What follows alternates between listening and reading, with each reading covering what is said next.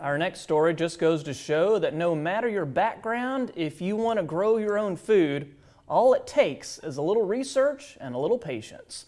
One group is using the downtime at their job to take up farming by trading in their fire hose for a watering hose. At first glance, it looks like your typical fire station. Shiny red trucks, coats neatly hung, the safety equipment at the ready, a vegetable garden. Wait, what was the last one?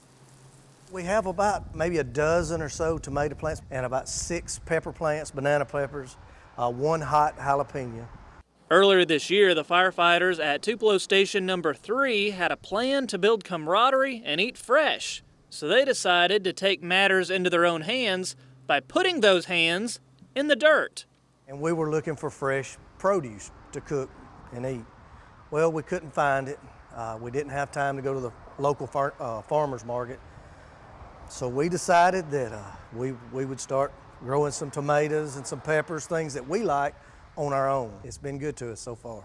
Captain Bridges and the guys on his shift have taken the lead with the gardening project, but 6 other firefighters on the remaining shifts pitch in too with watering and weed control.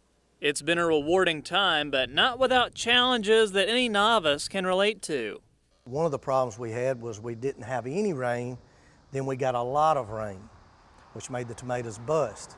And that was one of the biggest questions that people would come and ask us, why is the tomatoes busting so much? And to be honest with you, I didn't know. We had to research it and kind of find out, so it was a learning experience for everybody. That research has also led to an unexpected hobby that would make Grandma proud. I think all of us as grandparents and mothers and fathers had always canned stuff over the years, but you really don't pay attention to it till you don't have that anymore. So we've been trying to learn a little bit about the art of canning and pickling and jellies, jams. We've narrowed it down to a small thing where we're learning and can put stuff together. So actually that process of it I've liked more than any of it. Tupelo has 7 fire stations, and the garden at number 3 is the only one in town. People around the community have begun to take notice. This particular side of town, a lot of people have lived here all their lives, generations. We have people come by, they look at our garden, they ask us about our garden. We're in the grocery store and in different places like that. As long as I've been here, we've had a group of men that play dominoes here on occasion. And I think those men try to tend to it when they come up here, because most of the time they'll come late in the afternoons, and every single one of them will walk through that garden and they love it. And while they're becoming gardening gurus, the guys hope the only fire they'll be fighting will come from eating too many jalapenos. I know one of the guys on the other shift, there's not a lot of jalapeno eaters, especially hot ones, but he loves them. I mean, he absolutely loves them. And he puts a hurting on them.